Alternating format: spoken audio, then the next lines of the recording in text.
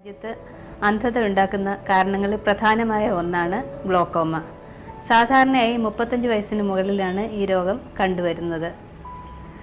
കാഴ്ചശക്തി ക്രമേണ നഷ്ടപ്പെട്ട് പൂർണ്ണമായ അന്ധതയിലേക്ക് എത്തിക്കുന്ന ഈ രോഗം നമ്മൾ നേരത്തെ കണ്ടുപിടിക്കുകയും ചികിത്സിക്കുകയും ചെയ്തു കഴിഞ്ഞാൽ തുടർന്ന് കാഴ്ച നഷ്ടപ്പെടുന്നത് പൂർണ്ണമായി നമുക്ക് ഒഴിവാക്കുവാൻ സാധിക്കും. എന്താണ് ഈ ഗ്ലോക്കോമ എന്ന് നമുക്ക് നോക്കാം.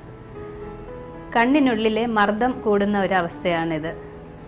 കണ്ണിൽ അക്വസ് ഹ്യൂമർ എന്നൊരു ദ്രാവകം ക്രമമായി ഉൽപ്പാദിപ്പിക്കപ്പെടുകയും പുറന്തള്ളപ്പെടുകയും ചെയ്തുകൊണ്ടിരിക്കുന്നു. അപ്പോൾ ഈ ഒരു ദ്രാവകത്തിൻ്റെ പുറത്തേക്കുള്ള ഒഴുക്ക് തടസ്സപ്പെടുന്ന ഒരു സ്റ്റേജിൽ കണ്ണിനുള്ളിലെ പ്രഷർ അമിതമായി വർദ്ധിക്കുകയും കണ്ണും ബ്രെയിനുമായി കണക്ട് ചെയ്യുന്ന ഒപ്റ്റിക് നെർവ് എന്ന ഞരമ്പിലേക്കുള്ള രക്തപ്രവാഹം കുറയുകയും ചെയ്യുന്ന വഴി ക്രമേണ കാഴ്ചശക്തി നഷ്ടപ്പെടുന്ന ഒരു അവസ്ഥയാണിത്. സാധാരണഗതിയിൽ പ്രാരംഭ ദശയിൽ ഇതിന് പ്രത്യേകിച്ച് ലക്ഷണങ്ങളൊന്നും കാണാറില്ല. അതിനാൽ തന്നെ ഒരു ഗ്ലോക്കോമ രോഗി ചികിത്സയ്ക്ക് എത്തുമ്പോഴേക്കും തന്നെ രോഗം വളരെയധികം മൂർച്ഛിച്ചിട്ടുണ്ടാവും. അപ്പോൾ എന്തൊക്കെയാണ് ഈ ഗ്ലോക്കോമയുടെ പ്രധാന ലക്ഷണങ്ങളെന്ന് നമുക്ക് നോക്കാം. നമുക്ക് 2 തരത്തിലുള്ള കാഴ്ചയാണുള്ളത്. ഒന്ന് നമ്മൾ നേരെ കാണുന്ന സെൻട്രൽ വിഷൻ, അത് നമ്മൾ വായിക്കാനോ അല്ലെങ്കിൽ വസ്തുക്കളെ നോക്കാനോ ഉപയോഗിക്കുന്ന കാഴ്ചയാണ്. എന്നാൽ നമ്മൾ നേരെ ഒരു വസ്തുവിനെ നോക്കുമ്പോൾ തന്നെ നമുക്ക് ചുറ്റുമുള്ള വസ്തുക്കളും കാണാൻ സാധിക്കുന്ന പെരിഫറൽ വിഷൻ അല്ലെങ്കിൽ സൈഡ് വിഷൻ എന്നൊരു കാഴ്ച കൂടെ ഉണ്ട്. അപ്പോൾ ഗ്ലോക്കോമയിൽ ഇതിൻ്റെ ആരംഭ ദശയിൽ ഈ സൈഡ് വിഷനാണ് നമുക്ക് കുറഞ്ഞു വരിക. അതിനാൽ പലപ്പോഴും രോഗി ഈ കാഴ്ചക്കുറവ് മനസ്സിലാക്കുന്നില്ല എന്നതാണ് ഇത് കണ്ടുപിടിക്കാനുള്ള താമസത്തിൻ്റെ ഒരു പ്രധാന കാരണം. ക്രമേണ ഈ സൈഡ് വിഷൻ കുറഞ്ഞ് അവസാനം ഒരു ട്യൂബുലാർ വിഷൻ എന്ന സ്റ്റേജിൽ എത്തുമ്പോഴായിരിക്കും പലപ്പോഴും രോഗി ഡോക്ടറെ സമീപിക്കുക. അപ്പോഴേക്കും നമുക്കിത് ചികിത്സിച്ച് ഭേദമാക്കാൻ പറ്റാത്ത ഒരു സ്റ്റേജിൽ എത്തിക്കഴിയും. പിന്നെ ചിലരിൽ സ്ഥിരമായുള്ള തലവേദന, കണ്ണിൽ നിന്നുള്ള വെള്ളമെടുപ്പ്, കണ്ണിന് ചുവപ്പ്, ഇതൊക്കെ ഗ്ലോക്കോമയുടെ ലക്ഷണങ്ങളായി കാണാറുണ്ട്. കൂടുതലായും പ്രമേഹ രോഗികളിൽ, തൈറോയിഡ് ഡിസീസ് ഉള്ളവരിൽ, മൈഗ്രെയിൻ ഹിസ്റ്ററി ഉള്ളവരിലൊക്കെ ഗ്ലോക്കോമ കാണാറുണ്ട്. കൃത്യമായ ഒരു നേത്ര പരിശോധനയിലൂടെ മാത്രമേ നമുക്ക് പ്രാരംഭ ദിശയിൽ ഗ്ലോക്കോമ കണ്ടുപിടിക്കാൻ സാധിക്കുകയുള്ളൂ. അതിനാൽ 35 വയസ്സിന് ശേഷം എല്ലാവരും വർഷത്തിലൊരിക്കലെങ്കിലും കണ്ണിൻ്റെ പ്രഷർ ചെക്ക് ചെയ്യിക്കുന്നത് നല്ലതായിരിക്കും.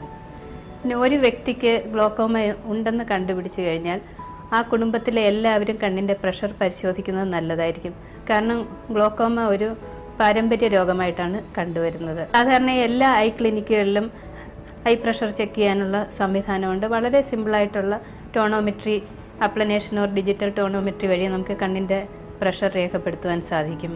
എന്നാൽ ചിലരിൽ കണ്ണിൻ്റെ പ്രഷർ നോർമലായിരിക്കെ തന്നെ ഞരമ്പിന് തകരാറുകൾ സംഭവിക്കാറുണ്ട്. അപ്പോൾ നമുക്ക് ഫീൽഡ് അനാലിസിസ് എന്ന് പറഞ്ഞൊരു ടെസ്റ്റ് വഴി ഇത് കണ്ടുപിടിക്കാൻ സാധിക്കും.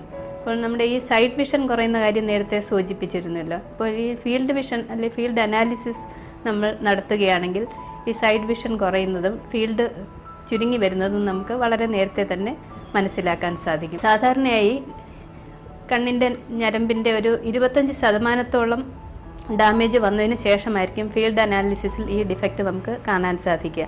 എന്നാൽ OCT എന്നൊരു സ്കാനിങ് വഴി, അതായത് ഒപ്റ്റിക്കൽ കൊഹറൻസ് ടോമോഗ്രാഫി വഴി നമുക്ക് വളരെ നേരത്തെ തന്നെ ഗ്ലോക്കോമ മൂലമുള്ള നെർവ് ഡാമേജ് കണ്ടുപിടിക്കുകയും ചികിത്സിക്കുകയും കാഴ്ച നിലനിർത്താനും സാധിക്കും എന്നുള്ളതാണ് അതിൻ്റെ ഒരു പ്രത്യേകത.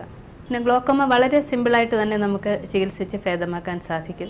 കണ്ണിൻ്റെ പ്രഷർ കുറയ്ക്കാനുള്ള മരുന്നുകൾ തുള്ളിമരുന്നായിട്ടും ടാബ്ലറ്റ്സിൻ്റെ രൂപത്തിലുമൊക്കെ നമുക്കിന്ന് ലഭ്യമാണ്. വളരെ സിമ്പിളായി ഡോക്ടർ നിർദ്ദേശിക്കുന്ന പ്രകാരം തുള്ളിമരുന്ന് ഒഴിച്ചാൽ 90% പേരിലും ഗ്ലോക്കോമ നമുക്ക് നിയന്ത്രിക്കാം.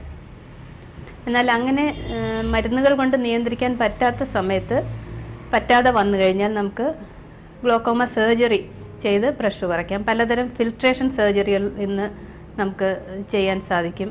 കണ്ണിനകത്തുള്ള ഈ ഫ്ലൂയിഡിൻ്റെ ഡ്രെയിനേജ് കൂട്ടുന്ന ഈ ഓപ്പറേഷനെയാണ് ഫിൽട്രേഷൻ സർജറി എന്ന് പറയുക. അത് നമുക്ക് ലേസർ വഴി, ലേസർ ട്രബെക്കുലോപ്ലാസ്റ്റി, ലേസർ സർജറി വഴി കുറയ്ക്കാം. അല്ലാതെ തന്നെ ഓപ്പൺ സർജറി വഴിയും കുറയ്ക്കാൻ സാധിക്കും. പലതരത്തിലുള്ള ഗ്ലോക്കോമ വാൽവുകൾ ഇന്ന് ലഭ്യമാണ്. പലതരം എക്സ്പ്രസ് ഇംപ്ലാന്റുകൾ, ഒളോജൻ മെഷസ്, ഇതെല്ലാം ഉപയോഗിച്ചുള്ള സർജറി വഴി വളരെ കൃത്യമായി നമുക്ക് കണ്ണിൻ്റെ പ്രഷർ കുറയ്ക്കാനും കാഴ്ച നിലനിർത്താനും സാധിക്കും. അപ്പോൾ കണ്ണിൻ്റെ ഈ ഗ്ലോക്കോമ എന്ന അസുഖം നമ്മൾ നേരത്തെ കണ്ടുപിടിക്കുകയും ചികിത്സിക്കുകയും ചെയ്തു കഴിഞ്ഞാൽ നമുക്ക് തുടർന്ന് കാഴ്ച നഷ്ടപ്പെടുന്നത് ഒഴിവാക്കാൻ സാധിക്കും.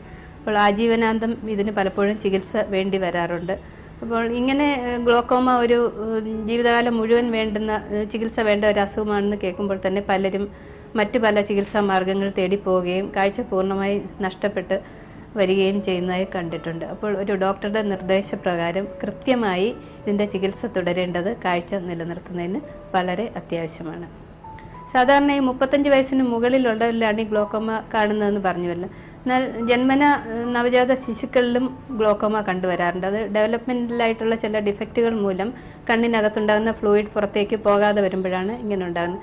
അങ്ങനെയുള്ള കുട്ടികളിൽ കണ്ണിൻ്റെ വലിപ്പം സാധാരണയിൽ കൂടുതലായിരിക്കും. കൃഷ്ണമണിക്ക് നേരിയ വെള്ളപ്പാട പോലെ കാണപ്പെടുകയും കണ്ണിൽ നിന്ന് വെള്ളമെടുപ്പും ഉണ്ടാകും. അപ്പോൾ സാധാരണയിൽ കവിഞ്ഞ് വലിപ്പമുള്ള കണ്ണുകളുള്ള കുട്ടികളെ കണ്ണിൻ്റെ പ്രഷർ കൂടുതലാണോ എന്ന് പരിശോധിച്ച് നേരത്തെ തന്നെ ശസ്ത്രക്രിയയ്ക്ക് വിധേയമാക്കുകയാണെങ്കിൽ നമുക്ക് ശകലം പോലും കാഴ്ച നഷ്ടപ്പെടാതെ കണ്ണിനെ സംരക്ഷിക്കാനായി സാധിക്കും.